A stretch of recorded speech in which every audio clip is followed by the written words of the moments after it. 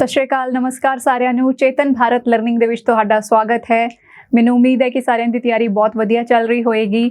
ਤਾਂ ਪੰਜਾਬੀ ਦਾ ਜੋ qualifying paper ਹੈ ਉਹ ਜੋ ਕੁਝ ਪੇਪਰ ਹੋਏ ਨੇ ਉਸ ਦੇ ਵਿੱਚੋਂ ਅਸੀਂ ਕੁਐਸਚਨਸ ਡਿਸਕਸ ਕਰ ਰਹੇ ਸੀ, ਤਾਂ ਉਸੇ ਨੂੰ ਅੱਜ ਕੰਟੀਨਿਊ ਕਰਾਂਗੇ। ਦੇਖਦੇ ਹਾਂ ਸਾਡਾ ਪ੍ਰਸ਼ਨ। ਭਾਈ ਜੇਠਾ ਕਿਸ ਗੁਰੂ ਸਾਹਿਬ ਦਾ ਪਹਿਲਾ ਨਾਂ ਸੀ? ਤਾਂ ਕਿਸ ਗੁਰੂ ਸਾਹਿਬ ਦਾ मतलब बचपन ਦਾ ਨਾਮ ਜੋ ਸੀ ਉਹ ਭਾਈ ਜੇਠਾ ਜੀ ਸੀ। ਤਾਂ ਇਹ ਅਸੀਂ ਦੇਖਦੇ ਹਾਂ। ਗੁਰੂ ਰਾਮਦਾਸ ਜੀ ਦਾ, ਗੁਰੂ ਅਮਰਦਾਸ ਜੀ ਦਾ, ਗੁਰੂ ਅੰਗਦ ਦੇਵ ਜੀ ਦਾ ਜਾਂ ਗੁਰੂ ਹਰਰਾਏ ਜੀ ਦਾ। ਤਾਂ ਜਦੋਂ ਅਸੀਂ ਗੁਰੂ ਸਾਹਿਬਾਨ ਬਾਰੇ ਪੜ੍ਹ ਰਹੇ ਸੀ, ਸਿੱਖ ਗੁਰੂ ਜੀ ਦੇ ਬਾਰੇ ਪੜ੍ਹ ਰਹੇ ਸੀ, ਤਾਂ ਅਸੀਂ ਪੜ੍ਹਿਆ ਸੀ ਕਿ ਗੁਰੂ ਅਮਰਦਾਸ ਜੀ ਆਪਣਾ ਜੋ ਉੱਤਰਾਧਿਕਾਰੀ ਹੈ ਉਹ ਕਿਸ ਨੂੰ ਚੁਣਦੇ ਨੇ? ਭਾਈ ਜੇਠਾ ਜੀ ਨੂੰ ਚੁਣਦੇ ਨੇ। ਸ਼੍ਰੀ ਗੁਰੂ ਰਾਮਦਾਸ ਜੀ ਨੂੰ ਚੁਣਦੇ ਨੇ। ਠੀਕ ਹੈ। ਤਾਂ ਗੁਰੂ ਰਾਮਦਾਸ ਜੀ ਦਾ ਜੋ ਪਹਿਲਾ ਨਾਂ ਸੀ ਉਹ ਭਾਈ ਜੇਠਾ ਸੀ। ਇਹ ਆਪਸ਼ਨ ਸਾਡਾ ਇਸ ਦਾ ਰਾਈਟ ਆਂਸਰ ਆਏਗਾ। ਠੀਕ ਹੈ, ਅੱਗੇ ਚੱਲਦੇ ਹਾਂ। ਗੁਰੂ ਅਰਜਨ ਦੇਵ ਜੀ ਦੀ ਗੁਰੂ ਗ੍ਰੰਥ ਸਾਹਿਬ ਵਿੱਚ ਦਰਜ ਬਾਣੀ ਕਿੰਨੇ ਰਾਗਾਂ ਵਿੱਚ ਹੈ?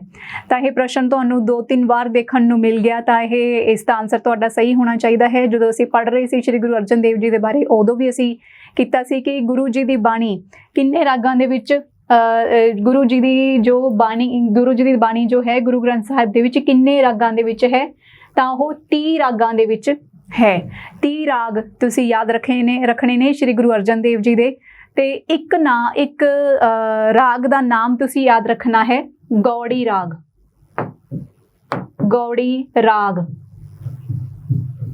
ਇਸ ਰਾਗ ਦੇ ਵਿੱਚ ਸ਼੍ਰੀ ਗੁਰੂ ਨਾਨਕ ਦੇਵ ਜੀ ਨੇ, ਸ਼੍ਰੀ ਗੁਰੂ ਅਰਜਨ ਦੇਵ ਜੀ ਨੇ, ਸ਼੍ਰੀ ਗੁਰੂ ਤੇਗ ਬਹਾਦਰ ਜੀ ਦੀ ਨੇ मतलब ਆਪਣੀ ਬਾਣੀ ਰਚੀ ਹੈ। ਤਾਂ ਇਸ ਰਾਗ ਦੀ ਵਿਸ਼ੇਸ਼ਤਾ ਕੀ ਹੈ ਕਿ ਕਿਸੇ ਆਪਣੇ ਲਕਸ਼ ਨੂੰ, ਕਿਸੇ ਆਬਜੈਕਟਿਵ ਨੂੰ ਪ੍ਰਾਪਤ ਕਰਨ ਵਾਸਤੇ ਜੋ ਮਨੁੱਖ ਨੂੰ ਡਿਟਰਮੀਨੇਸ਼ਨ ਚਾਹੀਦੀ ਹੁੰਦੀ ਹੈ, ਇਹ ਰਾਗ ਮਨੁੱਖ ਦੇ ਵਿੱਚ ਉਹ ਡਿਟਰਮੀਨੇਸ਼ਨ ਉਤਪੰਨ ਕਰਦਾ ਹੈ, ਪੈਦਾ ਕਰਦਾ ਹੈ। ਠੀਕ ਹੈ। ਤਾਂ ਇਹ ਹੁੰਦਾ ਹੈ ਕਿ ਜਦੋਂ ਅਸੀਂ ਆਪਣੇ ਆਪ ਦੇ ਵਿੱਚ ਬਹੁਤ ਜ਼ਿਆਦਾ ਵਿਸ਼ਵਾਸ ਪੈਦਾ ਕਰ ਲਈਏ ਤਾਂ ਕਈ ਵਾਰੀ ਹੰਕਾਰ ਵੀ ਮਨੁੱਖ ਦੇ ਵਿੱਚ ਆ ਜਾਂਦਾ ਹੈ। ਤਾਂ ਇਸ ਰਾਗ ਦੀ ਵਿਸ਼ੇਸ਼ਤਾ ਹੈ ਕਿ ਮਨੁੱਖ ਦੇ ਅੰਦਰ ਵਿਸ਼ਵਾਸ ਪੈਦਾ ਹੁੰਦਾ ਹੈ, ਬਹੁਤ ਆਤਮ ਵਿਸ਼ਵਾਸ ਪੈਦਾ ਹੁੰਦਾ ਹੈ, ਪਰ ਮਨੁੱਖ ਜੋ ਹੈ ਉਹ ਹੰਕਾਰ ਤੋਂ ਰਹਿਤ ਰਹਿੰਦਾ ਹੈ। ਰਾਈਟ। ਤਾਂ ਇਸ ਦਾ ਨਾਮ ਤੁਸੀਂ ਯਾਦ ਰੱਖਣਾ ਹੈ, ਗੌੜੀ ਰਾਗ। ਮੱਖਣ ਸ਼ਾਹ ਲੁਬਾਣਾ ਨੇ ਗੁਰੂ ਲਾਦੋਰੇ ਕਿਸ ਗੁਰੂ ਸਾਹਿਬ ਲਈ ਕਿਹਾ? ਤਾਂ ਇਹ ਵੀ ਜਦੋਂ ਅਸੀਂ ਪੜ੍ਹ ਰਹੇ ਸੀ, ਤਾਂ ਜੇ ਤੁਹਾਨੂੰ ਇਹ ਕੁਐਸਚਨਸ ਨਹੀਂ ਆ ਰਹੇ, ਤੁਹਾਡਾ ਆਨਸਰ ਗਲਤ ਹੋ ਰਿਹਾ ਹੈ, ਤਾਂ ਮੇਰੀ ਬੇਨਤੀ ਹੈ ਕਿ ਤੁਸੀਂ ਪਹਿਲਾਂ ਉਹ ਜੋ ਆਪਾਂ ਗੁਰੂ ਸਾਹਿਬਾਨ ਦੇ ਬਾਰੇ ਪੜ੍ਹਿਆ ਸੀ ਉਹ ਵਾਲੀ ਤੁਸੀਂ ਕਲਾਸ ਜ਼ਰੂਰ ਜਾ ਕੇ ਲਗਾਓ। ਤੁਹਾਨੂੰ ਬਹੁਤ ਉਸ ਦਾ ਬੈਨੀਫਿਟ ਹੋਏਗਾ, ਬਹੁਤ ਫਾਇਦਾ ਮਿਲੇਗਾ। ਤਾਂ 8ਵੇਂ ਗੁਰੂ ਸਾਹਿਬਾਨ, ਜਦੋਂ ਉਹਨਾਂ ਤੋਂ ਪੁੱਛਿਆ ਜਾਂਦਾ ਹੈ ਕਿ 9ਵੇਂ मतलब ਹੁਣ ਅਗਲੇ ਗੁਰੂ ਜੀ ਕਿਸ ਨੂੰ ਬਣਾਈਏ, ਤਾਂ ਉਹ ਬਾਬਾ ਬਕਾਲਾ ਕਹਿ ਦਿੰਦੇ ਨੇ। ਤਾਂ ਬਕਾਲੇ ਵਿਖੇ ਫਿਰ ਮੱਖਣ ਸ਼ਾਹ ਲੁਬਾਣਾ ਜੀ, ਇਹ ਸਾਰੀ ਕਹਾਣੀ ਤੁਹਾਨੂੰ ਪਤਾ ਹੋਏਗੀ ਕਿ ਕਿਸ ਤਰ੍ਹਾਂ ਮੱਖਣ ਸ਼ਾਹ ਲੁਬਾਣਾ ਨੇ 9ਵੇਂ ਗੁਰੂ ਸ਼੍ਰੀ ਗੁਰੂ ਤੇਗ ਬਹਾਦਰ ਜੀ ਦੀ ਭਾਲ ਕੀਤੀ ਤੇ ਉਹਨਾਂ ਨੂੰ मतलब ਕਿ ਗੁਰੂ ਜੀ ਦੇ ਕਹੇ ਅਨੁਸਾਰ, 8ਵੇਂ ਗੁਰੂ ਜੀ ਦੇ ਕਹੇ ਅਨੁਸਾਰ ਗੁਰੂ ਸਾਹਿਬ ਦੀ मतलब ਭਾਲ ਕੀਤੀ। ਤਾਂ ਮੱਖਣ ਸ਼ਾਹ ਲੁਬਾਣਾ ਨੇ ਗੁਰੂ ਲਾਦੋਰੇ ਕਿਸ ਗੁਰੂ ਲਈ ਕਿਹਾ? 9ਵੇਂ ਗੁਰੂ ਤੇਗ ਬਹਾਦਰ ਜੀ ਲਈ। ਠੀਕ ਹੈ। ਤਾਂ ਜੇ ਸਾਨੂੰ ਇਹ ਕੁਐਸਚਨ ਆ ਜਾਏ ਕਿ ਤਿਆਗਮਲ ਕਿਹੜੇ ਗੁਰੂ ਸਾਹਿਬ ਦਾ ਪਹਿਲਾ ਨਾਂ ਸੀ, ਤਾਂ ਸ਼੍ਰੀ ਗੁਰੂ ਤੇਗ ਬਹਾਦਰ ਜੀ ਦਾ ਪਹਿਲਾ ਨਾਂ ਕੀ ਸੀ? ਤਿਆਗਮਲ। ਜਿਸ ਤਰ੍ਹਾਂ ਕਿ ਭਾਈ ਲਹਿਣਾ ਜੀ ਕਿਹੜੇ ਗੁਰੂ ਸਾਹਿਬਾਨ ਦਾ ਪਹਿਲਾ ਨਾਂ ਸੀ, ਇਹ ਤੁਹਾਨੂੰ ਪਤਾ ਹੋਣਾ ਚਾਹੀਦਾ ਹੈ। ਤਾਂ ਇਸ ਤਰ੍ਹਾਂ ਇਹ ਨਾਮ ਕਈ ਵਾਰੀ ਪੁੱਛ ਲਏ ਜਾਂਦੇ ਨੇ। ਨੈਕਸਟ ਸਾਡੇ ਕੋਲ ਹੈ ਮਾਛੀਵਾੜੇ ਦਾ ਸੰਬੰਧ ਕਿਸ ਗੁਰੂ ਸਾਹਿਬ ਨਾਲ ਹੈ? ਮਾਛੀਵਾੜੇ ਦੇ ਜੰਗਲਾਂ ਦੇ ਵਿੱਚ ਅਸੀਂ ਪੜ੍ਹਿਆ ਸੀ ਕਿ ਸ਼੍ਰੀ ਗੁਰੂ ਗੋਬਿੰਦ ਸਿੰਘ ਜੀ ਕੀ ਲਿਖਦੇ ਨੇ? ਉੱਥੇ ਬੈਠ ਕੇ ਮਾਛੀਵਾੜੇ ਦੇ ਜੰਗਲਾਂ ਦੇ ਵਿੱਚ ਸ਼੍ਰੀ ਗੁਰੂ ਸਾਹਿਬ ਲਿਖਦੇ ਨੇ ਕਿ ਯਾਰੜੇ ਦਾ ਸਾਨੂੰ 70 ਚੰਗਾ, ਪੱਠ ਖੇੜਿਆਂ ਦਾ ਰਹਿਣਾ। ਠੀਕ ਹੈ। ਕਿ ਰੱਬ ਨੂੰ ਯਾਦ ਕਰਦੇ ਹੋਏ ਕਹਿੰਦੇ ਹਨ ਕਿ ਮੈਨੂੰ ਗੁਰੂ ਜੀ मतलब ਪਰਮਾਤਮਾ ਦਾ ਹੀ ਸਾਥ ਚਾਹੀਦਾ ਹੈ, ਬਾਕੀ ਕੋਈ ਵੀ ਜੋ ਵਰਲਡਲੀ मतलब ਖੁਸ਼ੀਆਂ ਨੇ ਜਾਂ ਸੁੱਖ ਸੁਵਿਧਾਵਾਂ ਨੇ ਉਹ ਮੈਨੂੰ ਨਹੀਂ ਚਾਹੀਦੀਆਂ। ਠੀਕ ਹੈ। ਤਾਂ ਇਹ ਸ਼੍ਰੀ ਗੁਰੂ ਜੀ ਲਿਖਦੇ ਨੇ ਮਾਛੀਵਾੜੇ ਦੇ ਜੰਗਲਾਂ ਦੇ ਵਿੱਚ ਸ਼੍ਰੀ ਗੁਰੂ ਗੋਬਿੰਦ ਸਿੰਘ ਜੀ ਦੇ ਨਾਲ ਮਾਛੀਵਾੜੇ ਦਾ ਸੰਬੰਧ ਹੈ। ਠੀਕ ਹੈ। ਗੁਰੂ ਅੰਗਦ ਦੇਵ ਜੀ ਨੇ ਕਿਹੜਾ ਸ਼ਹਿਰ ਵਸਾਇਆ? ਤਾਂ ਸ਼੍ਰੀ ਗੁਰੂ ਅੰਗਦ ਦੇਵ ਜੀ ਨੇ ਕਿਹੜਾ ਸ਼ਹਿਰ ਵਸਾਇਆ ਸੀ? ਕਰਤਾਰਪੁਰ ਸਾਹਿਬ, ਖਡੂਰ ਸਾਹਿਬ, ਗੋਇੰਦਵਾਲ ਸਾਹਿਬ ਜਾਂ ਪਟਨਾ ਸਾਹਿਬ? ਤਾਂ ਗੁਰੂ ਅੰਗਦ ਦੇਵ ਜੀ ਦੀ ਗੱਲ ਹੋ ਰਹੀ ਹੈ ਤਾਂ ਅਸੀਂ ਪੜ੍ਹਿਆ ਸੀ ਕਿ ਖਡੂਰ ਸਾਹਿਬ ਗੁਰੂ ਜੀ ਨੇ ਵਸਾਇਆ ਸੀ। ਤਾਂ ਬਿਲਕੁਲ ਹੀ ਮਤਲਬ ਸੌਖੇ ਕੁਐਸਚਨ ਹਨ। ਜੇ ਤੁਸੀਂ ਪੜ੍ਹੇ ਹੋਏ ਹੈ, ਤੁਸੀਂ ਇਹ ਗੁਰੂ ਜੀ ਦੇ ਬਾਰੇ ਪੜ੍ਹਿਆ ਹੋਇਆ ਹੈ ਤਾਂ ਤੁਸੀਂ ਆਰਾਮ ਨਾਲ ਇਹਨਾਂ ਦਾ ਆਨਸਰ ਜੋ ਹੈ ਦੇ ਸਕਦੇ ਹੋ। ਤਾਂ B ਸਾਡਾ ਕਰੈਕਟ ਆਨਸਰ ਆਏਗਾ। ਗੁਰੂ ਗੋਬਿੰਦ ਸਿੰਘ ਜੀ ਦੇ ਦਰਬਾਰ ਵਿੱਚ ਕਿੰਨੇ ਕਵੀ ਸਨ? ਗੁਰੂ ਗੋਬਿੰਦ ਸਿੰਘ ਜੀ ਦੇ ਦਰਬਾਰ ਦੀ ਗੱਲ ਕੀਤੀ ਜਾ ਰਹੀ ਹੈ ਤਾਂ 52 ਕਵੀ ਬਹੁਤ ਹੀ ਮਤਲਬ ਮਸ਼ਹੂਰ ਹਨ ਸ਼੍ਰੀ ਗੁਰੂ ਗੋਬਿੰਦ ਸਿੰਘ ਜੀ ਦੇ ਦਰਬਾਰ ਦੇ। ਤਾਂ 52 ਇੱਥੇ ਸਾਡਾ ਆਨਸਰ ਆਏਗਾ। B ਆਪਸ਼ਨ ਰਾਈਟ ਆਨਸਰ ਹੈ 52। ਹੇਠ ਲਿਖੇ ਚਿੰਨ੍ਹਾਂ ਵਿੱਚੋਂ ਵਿਸਮਿਕ ਚਿੰਨ੍ਹ ਕਿਹੜਾ ਹੈ? ਇਹਨਾਂ ਦੇ ਵਿੱਚੋਂ ਅਸੀਂ ਵਿਸਮਿਕ ਚਿੰਨ੍ਹ ਚੁਣਨਾ ਹੈ ਤਾਂ ਸਾਡੇ ਕੋਲ ਬਹੁਤ ਹੀ ਈਜ਼ੀ ਕੁਐਸਚਨ ਹੈ ਇਹ ਪ੍ਰਸ਼ਨ ਚਿੰਨ੍ਹ ਹੈ। ਇਹ ਤਾਂ ਮਤਲਬ ਪੂਰਨ ਵਿਸ਼ਰਾਮ ਜਿਸ ਨੂੰ ਅਸੀਂ ਕਹਿ ਦਿੰਦੇ ਹਾਂ। ਠੀਕ ਹੈ। ਮਤਲਬ ਜਦੋਂ ਸਾਡੀ ਗੱਲ ਖਤਮ ਹੋ ਜਾਂਦੀ ਹੈ ਤਾਂ ਉੱਥੇ ਅਸੀਂ ਇਹ ਲਗਾਉਂਦੇ ਹਾਂ। ਇਹ ਸਾਡਾ ਆ ਗਿਆ ਵਿਸਮਿਕ ਚਿੰਨ੍ਹ। ਠੀਕ ਹੈ। ਇਹ ਕੀ ਹੈ? ਇਹ ਹੈ ਸਾਡਾ ਡੈਸ਼। ਤਾਂ ਵਿਸਮਿਕ ਚਿੰਨ੍ਹ ਕੀ ਹੈ ਸਾਡੇ ਕੋਲ? C। ਨੈਕਸਟ ਹੈ ਜੇਕਰ ਵਾਕ ਵਿੱਚ ਸਹੀ ਵਿਸ਼ਰਾਮ ਚਿੰਨ੍ਹ ਦੀ ਵਰਤੋਂ ਨਾ ਕੀਤੀ ਜਾਵੇ ਤਾਂ ਵਾਕ ਦਾ ਕਿਹੜਾ ਪੱਖ ਸਪਸ਼ਟ ਨਹੀਂ ਹੁੰਦਾ? ਵਾਕ ਦੇ ਵਿੱਚ ਅਸੀਂ ਵਿਸ਼ਰਾਮ ਚਿੰਨ੍ਹ ਸਹੀ ਨਹੀਂ ਲਗਾਏ ਤਾਂ ਕਿਸ ਤਰ੍ਹਾਂ ਮਤਲਬ ਕਿਹੜੀ ਗੱਲ ਦਾ ਸਾਨੂੰ ਨਹੀਂ ਪਤਾ ਲੱਗੇਗਾ? ਸ਼ਬਦ ਅਤੇ ਲਗਾਂ। ਦੇਖੋ ਸ਼ਬਦ ਅਤੇ ਲਗਾਂ ਨੂੰ ਤਾਂ ਕੋਈ ਫਰਕ ਨਹੀਂ ਪਵੇਗਾ। ਜੇ ਅਸੀਂ ਵਿਸ਼ਰਾਮ ਚਿੰਨ੍ਹ ਸਹੀ ਨਹੀਂ ਲਗਾਉਂਦੇ ਤਾਂ ਸ਼ਬਦ ਅਤੇ ਲਗਾਂ ਉਸੇ ਤਰ੍ਹਾਂ ਰਹਿਣਗੇ, ਉਹਨਾਂ ਨੂੰ ਕੋਈ ਫਰਕ ਨਹੀਂ ਪੈਂਦਾ। ਅਰਥ, ਵਾਕ ਬਣਤਰ ਨੂੰ ਵੀ ਕੋਈ ਫਰਕ ਨਹੀਂ ਪਏਗਾ। ਵਾਕ ਤਾਂ ਜਿਸ ਤਰ੍ਹਾਂ ਅਸੀਂ ਲਿਖੇ ਆ ਉਵੇਂ ਹੀ ਰਹੇਗਾ। ਠੀਕ ਹੈ। ਕੋਈ ਨਹੀਂ। ਤਾਂ ਜੇ ਅਰਥ ਦੀ ਅਸੀਂ ਗੱਲ ਕਰੀਏ, ਅਰਥ ਦੀ ਜੇ ਅਸੀਂ ਵਿਸ਼ਰਾਮ ਚਿੰਨ੍ਹ ਗਲਤ ਲਗਾਤੇ ਤਾਂ ਜਿਸ ਤਰ੍ਹਾਂ ਮੈਂ ਤੁਹਾਡੇ ਤੋਂ ਪੁੱਛਿਆ ਕਿ ਸਾਰਿਆਂ ਨੇ ਕੰਮ ਕਰ ਲਿਆ ਤਾਂ ਇਹ ਪ੍ਰਸ਼ਨ ਹੈ। ਜੇ ਅਸੀਂ ਲਿਖਣ ਵੇਲੇ ਇਸ ਦੇ ਪਿੱਛੇ ਮਤਲਬ ਪ੍ਰਸ਼ਨ ਚਿੰਨ੍ਹ ਨਹੀਂ ਲਗਾਇਆ ਤਾਂ ਸਾਰਿਆਂ ਨੇ ਕੰਮ ਕਰ ਲਿਆ, ਉਹ ਕੀ ਬਣ ਜਾਏਗਾ? ਜੇ ਅਸੀਂ ਮਤਲਬ ਵਿਸ਼ਰਾਮ ਚਿੰਨ੍ਹ ਸਹੀ ਨਹੀਂ ਲਗਾਇਆ, ਪ੍ਰਸ਼ਨ ਚਿੰਨ੍ਹ ਨਹੀਂ ਲਗਾਇਆ, ਪੂਰਨ ਵਿਰਾਮ ਲਗਾਤਾ ਤਾਂ ਇਹ ਕੀ ਬਣ ਗਿਆ? ਵੀ ਸਾਰਿਆਂ ਨੇ ਕੰਮ ਕਰ ਲਿਆ, ਖਤਮ ਕਰ ਲਿਆ ਆਪਣਾ। ਠੀਕ ਹੈ। ਤਾਂ ਇਸ ਤਰ੍ਹਾਂ ਸਾਨੂੰ ਅਰਥ ਦਾ ਕੋਈ ਪਤਾ ਨਹੀਂ ਲੱਗਦਾ। ਜਿਸ ਤਰ੍ਹਾਂ ਅਸੀਂ ਪੁੱਛੀਏ ਕਿ ਤੁਹਾਡੀ ਉਮਰ 6 ਸਾਲ ਹੈ, ਮਤਲਬ ਪੁੱਛਣ ਵੇਲੇ ਤਾਂ ਅਸੀਂ ਕੀ ਵਗੈਰਾ ਨਹੀਂ ਲਗਾਉਂਦੇ। ਜਾਂ ਫਿਰ ਕੁਛ ਵੀ ਕਿ ਤੁਸੀਂ ਬੈਠ ਜਾਓ, ਕੰਮ ਰਹਿਣ ਦਿਓ। ਠੀਕ ਹੈ। ਇੱਥੇ ਅਸੀਂ ਮਤਲਬ ਕਿ ਵਿਸ਼ਰਾਮ ਚਿੰਨ੍ਹ ਸਹੀ ਨਹੀਂ ਲਗਾਉਂਦੇ ਤਾਂ ਸਾਨੂੰ ਪਤਾ ਨਹੀਂ ਲੱਗੇਗਾ ਕਿ ਬੋਲਣ ਵਾਲਾ ਜਾਂ ਕਹਿਣ ਵਾਲਾ ਕੀ ਕਹਿਣਾ ਚਾਹੁੰਦਾ ਹੈ। ਠੀਕ ਹੈ। ਜਾਂ ਫਿਰ ਬਹੁਤ ਹੀ ਫੇਮਸ ਜਿਹੜਾ ਇੱਕ ਵਾਕ ਹੈ ਜਿੱਥੋਂ ਸਾਨੂੰ ਵਿਸ਼ਰਾਮ ਚਿੰਨ੍ਹ ਦੀ ਵਿਸ਼ੇਸ਼ਤਾ ਦਾ ਪਤਾ ਲੱਗਦਾ ਹੈ ਕਿ ਰੋਕੋ ਨਾ ਜਾਣ ਦਿਓ। ਰੋਕੋ ਤੋਂ ਬਾਅਦ ਅਸੀਂ ਕੌਮਾ ਲਗਾ ਦਈਏ ਤਾਂ ਮਤਲਬ ਰੋਕ ਲਓ, ਜਾਣ ਨਾ ਦਿਓ। ਜੇ ਰੋਕੋ ਨਾ ਤੋਂ ਬਾਅਦ ਲਗਾ ਦਈਏ ਤਾਂ ਮਤਲਬ ਰੋਕੋ ਨਾ ਵੀ ਜਾਣ ਦਿਓ। ਠੀਕ ਹੈ। ਤਾਂ ਉਹ ਮਤਲਬ ਅਰਥ ਬਿਲਕੁਲ ਬਦਲ ਜਾਂਦੇ ਨੇ ਜੇ ਅਸੀਂ ਵਿਸ਼ਰਾਮ ਚਿੰਨ੍ਹ ਇੱਧਰ ਉੱਧਰ ਲਗਾ ਦਈਏ ਜਾਂ ਫਿਰ ਗਲਤ ਲਗਾ ਦਈਏ। ਤਾਂ ਸਾਡਾ ਆਨਸਰ ਆਏਗਾ ਇੱਥੇ ਅਰਥ। ਉਪਜਾਊ ਵਿੱਚ ਕਿਹੜਾ ਅਗੇਤਰ ਵਰਤਿਆ ਗਿਆ ਹੈ? ਉਪਜਾਊ। ਤਾਂ ਉਪਜਾਊ ਵਿੱਚ ਕਿਹੜਾ ਅਗੇਤਰ ਹੈ? ਉਪ। ਅਗੇਤਰ ਸਾਨੂੰ ਪੁੱਛਿਆ ਗਿਆ ਹੈ ਤਾਂ ਉਪ ਆਏਗਾ। ਠੀਕ ਹੈ। ਉਹ ਤਾਂ ਇੱਥੇ ਕੋਈ ਅਗੇਤਰ ਨਹੀਂ ਹੈ।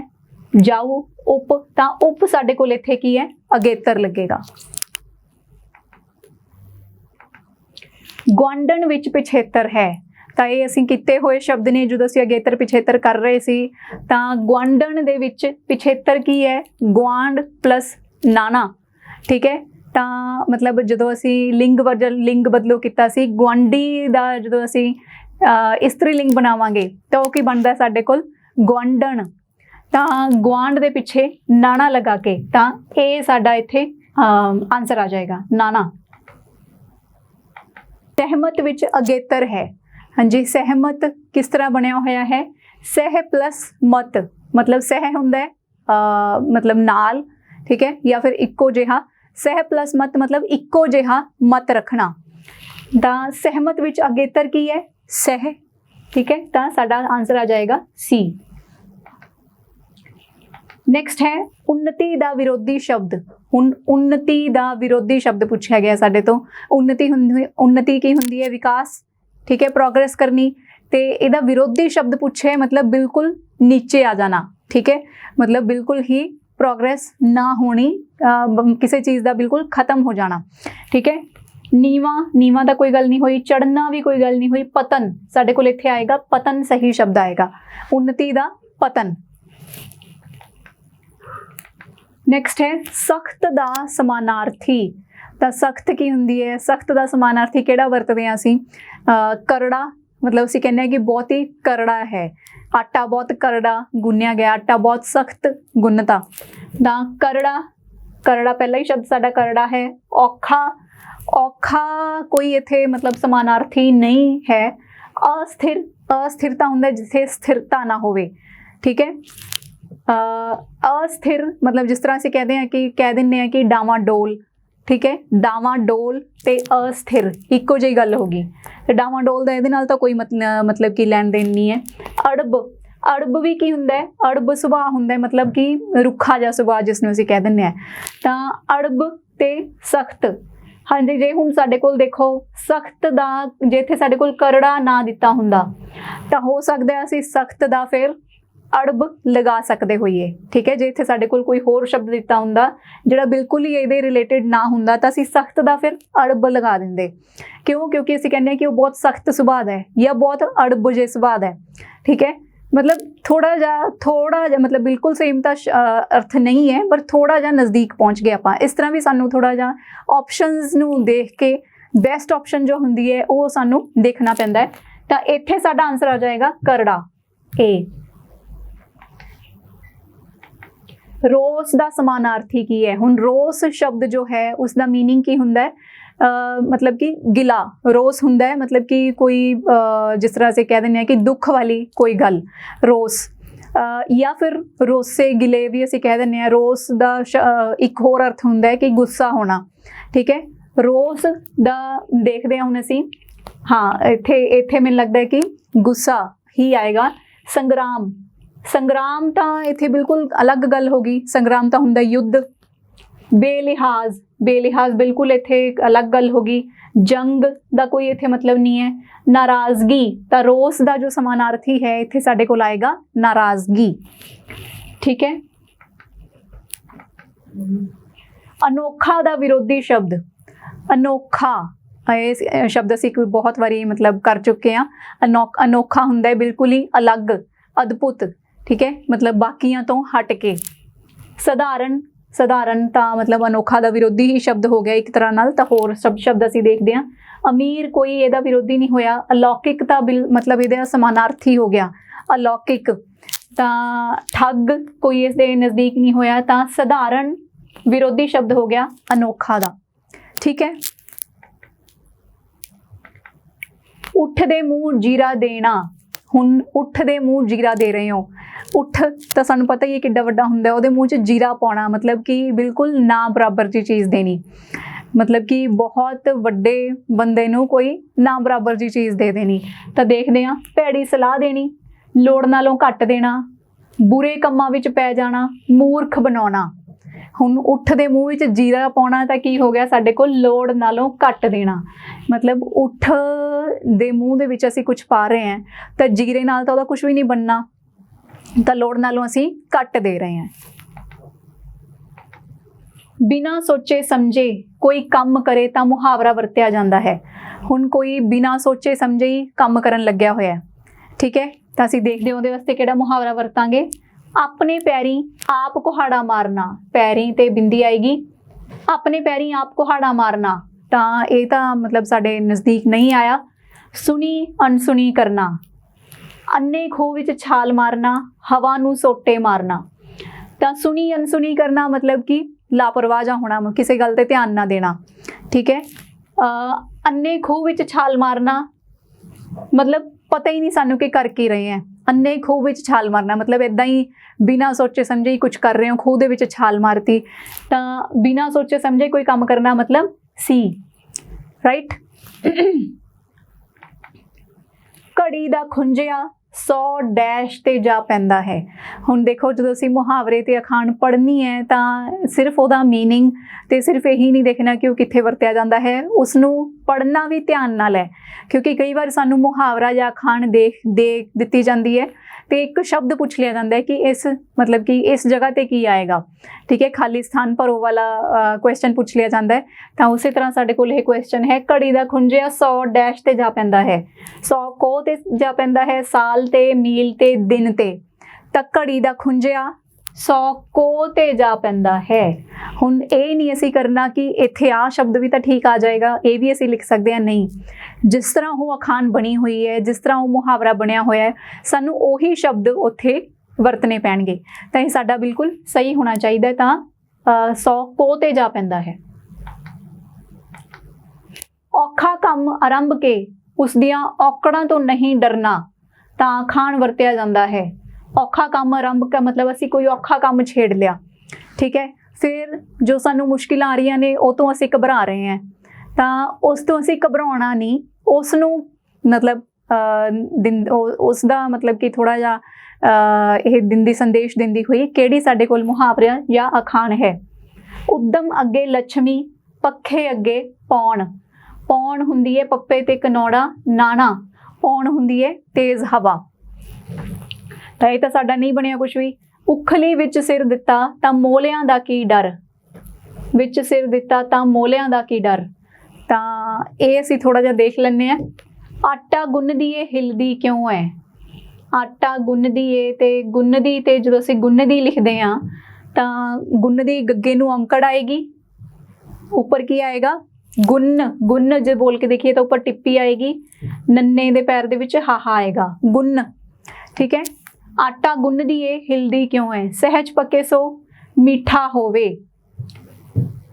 ਮਿੱਠਾ ਦੇਖੋ ਵੈਸੇ ਅਸੀਂ ਪੰਜਾਬੀ ਦੇ ਵਿੱਚ ਜੋ ਮਿੱਠਾ ਲਿਖਦੇ ਹਾਂ ਉਹ ਮੰਮੇ ਨੂੰ ਸਿਹਾਰੀ ਉੱਪਰ ਅੱਧਕ ਠੱਠੇ ਨੂੰ ਕੰਨਾ ਹੁੰਦਾ ਹੈ, ਪਰ ਜਿਹੜਾ ਇਹ ਮੁਹਾਵਰੇ ਦੇ ਵਿੱਚ ਅਸੀਂ ਲਿਖਦੇ ਹਾਂ ਸਹਿਜ ਪੱਕੇ ਸੋ ਮਿੱਠਾ ਹੋਏ, ਉਹ ਮੰਮੇ ਤੇ ਬਿਹਾਰੀ ਆਏਗੀ, ਮਤਲਬ ਕਿਉਂਕਿ ਇਹ ਥੋੜਾ ਜਿਹਾ ਹਿੰਦੀ ਦੇ ਨਾਲ ਹਿੰਦੀ ਤੋਂ ਲਿਆ ਗਿਆ ਹੈ। ਤਾਂ ਉਖਲੀ ਵਿੱਚ ਸਿਰ ਦਿੱਤਾ ਮੋਲਿਆਂ ਦਾ ਕੀ ਡਰ, ਇਹ ਹੈ ਸਾਡਾ ਕਿ ਔਖਾ ਕੰਮ ਅਸੀਂ ਛੇੜ ਚੁੱਕੇ ਹਾਂ ਪਹਿਲਾਂ ਹੀ, ਤਾਂ ਫਿਰ ਮੁਸ਼ਕਿਲਾਂ ਤੋਂ ਕੀ ਡਰਨਾ, ਉਸ ਤੋਂ ਜੋ ਪੈਦਾ ਹੋਣ ਵਾਲੀਆਂ ਮੁਸ਼ਕਿਲਾਂ ਨੇ ਉਸ ਤੋਂ ਸਾਨੂੰ ਨਹੀਂ ਘਬਰਾਉਣਾ ਚਾਹੀਦਾ। ਮਨੁੱਖੀ ਸੰਬੰਧਾਂ ਵਿੱਚ ਲਿੰਗ ਦਾ ਸਹੀ ਉਦਾਹਰਣ ਕਿਹੜਾ ਹੈ। ਹੁਣ ਸਾਨੂੰ ਆਪਸ਼ਨਸ ਦਿੱਤੀਆਂ ਹੋਈਆਂ ਨੇ, ਮਤਲਬ ਪੇਅਰ ਦਿੱਤੇ ਹੋਏ ਨੇ, ਤਾਂ ਲਿੰਗ ਸਾਨੂੰ ਦੱਸੇ ਹੋਏ, ਮਤਲਬ ਇਸਤਰੀ ਲਿੰਗ ਤੇ ਪੁਲਿੰਗ ਸਾਨੂੰ ਦਿੱਤੇ ਹੋਏ ਨੇ, ਤਾਂ ਅਸੀਂ ਦੱਸਣਾ ਹੈ ਕਿ ਕਿਹੜਾ ਉਦਾਹਰਣ ਸਹੀ ਹੈ, ਸਹੀ ਉਦਾਹਰਣ ਦੱਸਣਾ ਹੈ। ਮਾਤਾ ਪਿਤਾ ਸਹੀ ਹੈ, ਭੈਣ ਭਰਾ ਸਹੀ ਹੈ, ਭੈਣ ਦੀ ਜਗ੍ਹਾ ਤੇ ਅਸੀਂ ਭਣਵਈਆ ਜਾਂ ਫਿਰ ਜੀਜਾ ਵੀ ਆ ਸਕਦਾ ਸਾਡੇ ਕੋਲ, ਠੀਕ ਹੈ। ਤਾਂ ਭਾਣਜਾ ਭਾਣਜੀ ਉਪਰੋਕਤ ਸਾਰੇ, ਤਾਂ ਸਾਡੇ ਕੋਲ ਡੀ ਆਪਸ਼ਨ ਆਏਗਾ, ਸਾਰੇ ਹੀ ਸਹੀ ਨੇ, ਭਾਣਜਾ ਭਾਣਜੀ, ਤੇ ਡੀ ਆਪਸ਼ਨ ਸਾਡੇ ਕੋਲ ਸਹੀ ਆ ਜਾਏਗਾ।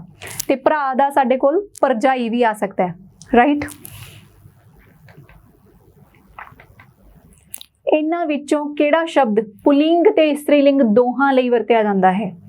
ਹੁਣ ਕਿਹੜੇ ਸ਼ਬਦ ਦਾ ਮਤਲਬ ਪੁਲਿੰਗ ਹੋਵੇ ਤਾਂ ਵੀ ਉਹੀ ਆਏਗਾ, ਇਸਤਰੀ ਲਿੰਗ ਹੋਵੇ ਫਿਰ ਵੀ ਉਹੀ ਸ਼ਬਦ ਆਏਗਾ। ਤਾਂ ਦੇਖਦੇ ਹਾਂ ਕਿਹੜਾ ਹੈ। ਰਾਜਾ ਦਾ ਰਾਜਾ ਪੁਲਿੰਗ ਹੈ ਤਾਂ ਇਸ ਦਾ ਇਸਤਰੀ ਲਿੰਗ ਕੀ ਹੁੰਦਾ ਹੈ, ਰਾਣੀ। ਫਕੀਰ, ਤਾਂ ਫਕੀਰ ਦਾ ਕੀ ਆਏਗਾ ਇਸਤਰੀ ਲਿੰਗ, ਫਿਰ ਮੰਗੇਤਰ, ਫਿਰ ਜੋਗੀ। ਤਾਂ ਇਹ ਸਾਰੇ ਅਸੀਂ ਕੀਤੇ ਹੋਏ ਨੇ, ਠੀਕ ਹੈ। ਤਾਂ ਇਹ ਤੁਸੀਂ ਦੇਖਣਾ ਹੈ ਕਿ ਦੇਖੋ ਜੋਗੀ ਦਾ ਵੀ ਅਸੀਂ ਇਸਤਰੀ ਲਿੰਗ ਕੀਤਾ ਸੀ, ਫਕੀਰ ਦਾ ਵੀ ਕੀਤਾ ਸੀ, ਰਾਜਾ ਦਾ ਤਾਂ ਅਸੀਂ ਛੋਟੀਆਂ ਕਲਾਸਾਂ ਤੋਂ ਹੀ ਪੜ੍ਹਦੇ ਆ ਰਹੇ ਹਾਂ। ਤਾਂ ਮੰਗੇਤਰ ਚਾਹੇ ਕੁੜੀ ਹੋਵੇ ਚਾਹੇ ਮੁੰਡਾ ਹੋਵੇ, ਅਸੀਂ ਕਹਿੰਦੇ ਹਾਂ ਕਿ ਉਹਦੀ ਮੰਗੇਤਰ ਹੈ ਜਾਂ ਉਹਦਾ ਮੰਗੇਤਰ ਹੈ। ਤਾਂ ਮੰਗੇਤਰ ਸ਼ਬਦ ਇਸਤਰੀ ਲਿੰਗ ਤੇ ਪੁਲਿੰਗ ਦੋਨਾਂ ਦੇ ਲਈ ਸੇਮ ਵਰਤਿਆ ਜਾਂਦਾ ਹੈ, ਰਾਈਟ। ਵਚਨ ਦੀਆਂ ਕਿੰਨੀਆਂ ਕਿਸਮਾਂ ਹਨ। ਵਚਨ ਕਿੰਨੇ ਪ੍ਰਕਾਰ ਦੇ ਹੁੰਦੇ ਹਨ। ਇਹ ਬਿਲਕੁਲ ਹੀ ਈਜ਼ੀ ਜਿਹਾ ਪ੍ਰਸ਼ਨ ਹੈ। ਇੱਕ ਵਚਨ ਤੇ ਬਹੁ ਵਚਨ, ਬਸ ਇਹੀ ਵਚਨ ਦੀਆਂ ਕਿੰਨੀਆਂ ਕਿਸਮਾਂ ਹੁੰਦੀਆਂ ਨੇ। ਤਾਂ ਦੋ ਸਾਡੇ ਕੋਲ ਵਚਨ ਦੀਆਂ ਕਿਸਮਾਂ ਆਉਣਗੀਆਂ। ਨੈਕਸਟ ਹੈ ਕਿਹੜੇ ਸ਼ਬਦਾਂ ਦਾ ਕੇਵਲ ਇੱਕ ਵਚਨ ਰੂਪ ਮਿਲਦਾ ਹੈ। ਹੁਣ ਕਈ ਸ਼ਬਦ ਅਜਿਹੇ ਹੁੰਦੇ ਨੇ ਵੀ ਇੱਕ ਵਚਨ ਦੇ ਵਿੱਚ ਵੀ ਉਹੀ ਵਰਤੇ ਜਾਂਦੇ ਨੇ, ਤੇ ਜੇ ਉਹਦਾ ਬਹੁ ਵਚਨ ਅਸੀਂ ਲਿਖਣਾ ਹੋਵੇ ਫਿਰ ਵੀ ਉਹੀ ਸ਼ਬਦ ਅਸੀਂ ਲਿਖਦੇ ਹਾਂ, ਠੀਕ ਹੈ। ਤਾਂ ਇਹਨਾਂ ਦੇ ਵਿੱਚੋਂ ਦੇਖਦੇ ਹਾਂ ਮਾਮਾ ਦਾ ਬਹੁ ਵਚਨ ਕੀ ਹੋਏਗਾ, ਮਾਮੇ, ਉਹਦੇ 5 ਮਾਮੇ ਨੇ। ਮਾਸੜ, ਮਾਸੜ ਦਾ ਵੀ ਬਹੁਵਚਨ ਹੋ ਜਾਂਦਾ ਹੈ, ਇਹਨੂੰ ਅਸੀਂ ਰੱਖ ਲੈਂਦੇ ਹਾਂ। ਚਾਚਾ ਦਾ ਚਾਚੇ ਹੋ ਜਾਂਦਾ ਹੈ। ਭੂਆ, ਭੂਆ ਅਸੀਂ ਕਦੇ ਵੀ ਭੂਆ ਦਾ ਅਸੀਂ ਬਹੁਵਚਨ ਨਾ ਬੋਲਿਆ ਹੋਏਗਾ, ਨਾ ਸੁਣਿਆ ਹੋਏਗਾ, ਨਾ ਮਤਲਬ ਕਿਤੇ ਦੇਖਿਆ ਹੋਏਗਾ ਲਿਖਿਆ ਹੋਇਆ। ਤਾਂ ਭੂਆ, ਉਹਦੀਆਂ ਕਿੰਨੀਆਂ ਭੂਆ ਨੇ? ਉਹਦੀਆਂ 5 ਭੂਆ ਨੇ। ਤਾਂ ਭੂਆ ਦਾ ਬਹੁਵਚਨ ਭੂਆ ਹੀ ਹੁੰਦਾ ਹੈ। ਠੀਕ ਹੈ, ਮੇਰੀਆਂ ਭੂਆ ਆਈਆਂ ਹੋਈਆਂ ਨੇ। ਠੀਕ ਹੈ, ਤਾਂ ਮਾਸੜ ਦਾ ਮਤਲਬ ਕਿ ਅਸੀਂ ਇਹ ਕਹਿ ਦਿੰਦੇ ਹਾਂ ਕਿ ਮਾਸੜਾਂ ਨੇ, ਉਹਦੇ ਮਾਸੜਾਂ ਨੇ ਇਸ ਤਰ੍ਹਾਂ ਕੀਤਾ। ਤਾਂ ਮਾਸੜ ਦਾ ਬਹੁਵਚਨ ਮਤਲਬ ਹੋ ਜਾਂਦਾ ਹੈ ਕਿ ਉਹਦੇ ਮਾਸੜਾਂ ਨੇ ਬਹੁਤ ਗਲਤ ਕੀਤਾ, ਉਹਦੇ ਮਾਸੜਾਂ ਨੇ ਬਹੁਤ ਰੌਲਾ ਪਾਇਆ। ਭੂਆ ਦਾ ਕਦੇ ਨਹੀਂ ਹੁੰਦਾ, ਉਹਦੀਆਂ ਭੂਆ ਨੇ ਬਹੁਤ ਰੌਲਾ ਪਾਇਆ। ਠੀਕ ਹੈ, ਸ਼ੁੱਧ ਵਾਕ ਇਹਨਾਂ ਦੇ ਵਿੱਚੋਂ ਦੱਸਨੇ ਆ ਅਸੀਂ ਸਾਰੇ ਉਸ ਨੂੰ ਮਿਲਣ ਗਏ ਹਨ। ਮਿਲਣ ਗਏ ਦੇ ਨਾਲ ਕਦੇ ਹਨ ਨਹੀਂ ਆਊਗਾ, ਅਸੀਂ ਦੇ ਨਾਲ ਕਦੇ ਹਨ ਨਹੀਂ ਆਉਂਦਾ। ਠੀਕ ਹੈ, ਅਸੀਂ ਦੇ ਨਾਲ ਕੀ ਹੋਣਾ ਚਾਹੀਦਾ ਸੀ? ਹਾਂ। ਅਸੀਂ ਸਾਰੇ ਉਸ ਨੂੰ ਮਿਲਣ ਗਏ, ਹਾਂ ਜਾਂ ਮਿਲਣ ਗਏ ਸੀ, ਜੋ ਵੀ ਹੈ। ਅਸੀਂ ਸਾਰੇ ਉਹਨੂੰ ਮਿਲਣ ਗਏ ਹਾਂ। ਉਹਨੂੰ ਅਸੀਂ ਪੰਜਾਬੀ ਦੇ ਵਿੱਚ ਨਹੀਂ ਲਿਖਦੇ, ਹਾਲਾਂਕਿ ਬੋਲਣ ਦੇ ਵਿੱਚ ਅਸੀਂ ਉਹਨੂੰ ਵਰਤ ਲੈਂਦੇ ਹਾਂ ਸ਼ਬਦ ਕਿ ਅਸੀਂ ਉਹਨੂੰ ਮਿਲਣ ਗਏ ਸੀ। ਅਸੀਂ ਉਸ ਨੂੰ ਮਿਲਣ ਗਏ ਹਾਂ। ਅਸੀਂ ਸਾਰੇ ਉਸ ਨੂੰ ਮਿਲਣ ਗਏ ਸੀ, ਇਹਨੂੰ ਅਸੀਂ ਦੇਖ ਲੈਂਦੇ ਹਾਂ। ਅਸੀਂ ਸਾਰੇ ਉਹਨੂੰ ਮਿਲਣ ਗਏ ਸਨ। ਅਸੀਂ ਦੇ ਨਾਲ ਨਾ ਹਨ ਲੱਗਦਾ ਨਾ ਸਨ ਲੱਗਦਾ। ਠੀਕ ਹੈ, ਤਾਂ ਅਸੀਂ ਸਾਰੇ ਉਸ ਨੂੰ ਮਿਲਣ ਗਏ ਸੀ। ਸਾਰਿਆਂ ਦੇ ਵਿੱਚੋਂ ਜੋ ਬੈਸਟ ਆਪਸ਼ਨ ਹੈ ਸਾਡੇ ਕੋਲ ਸੀ ਬਣਦਾ ਹੈ। ਠੀਕ ਹੈ, ਤਾਂ ਸੀ ਸਾਡਾ ਇੱਥੇ ਆਨਸਰ ਆ ਜਾਏਗਾ। ਸ਼ੁੱਧ ਸ਼ਬਦ ਦੱਸੋ। ਹੁਣ ਇਹਨਾਂ ਦੇ ਵਿੱਚੋਂ ਅਸੀਂ ਸ਼ੁੱਧ ਸ਼ਬਦ ਲੱਭਣਾ ਹੈ, ਤਾਂ ਦੇਖਦੇ ਹਾਂ। ਸਾਤੀ, ਸਾਤੀ ਤਾਂ ਕੁਛ ਨਹੀਂ ਹੁੰਦਾ, ਸਾਤੀ ਵੀ ਕੁਛ ਨਹੀਂ ਹੁੰਦਾ, ਛਾਤੀ ਵੀ ਕੁਛ ਨਹੀਂ ਹੁੰਦਾ। ਸ਼ਾਂਤੀ, ਇਹ ਲਿਖਣਾ ਚਾਹੁੰਦੇ ਨੇ ਸ਼ਾਂਤੀ, ਤਾਂ ਸ਼ਾਂਤੀ ਬਿਲਕੁਲ ਸਹੀ ਲਿਖਿਆ ਹੋਇਆ ਹੈ। ਸ਼ਸ਼ੇ ਨੂੰ ਕੰਨਾ ਉੱਪਰ ਬਿੰਦੀ ਤੱਤੇ ਨੂੰ ਬਿਹਾਰੀ, ਸ਼ਾਂਤੀ। ਤਾਂ ਅੱਜ ਦੀ ਕਲਾਸ ਦੇ ਵਿੱਚ ਇੰਨਾ ਹੀ। ਕੱਲ ਨੂੰ ਮਿਲਦੇ ਹਾਂ ਹੋਰ ਪ੍ਰਸ਼ਨਾਂ ਦੇ ਨਾਲ। ਥੈਂਕ ਯੂ ਸੋ ਮਚ, ਬਹੁਤ ਬਹੁਤ ਸ਼ੁਕਰੀਆ।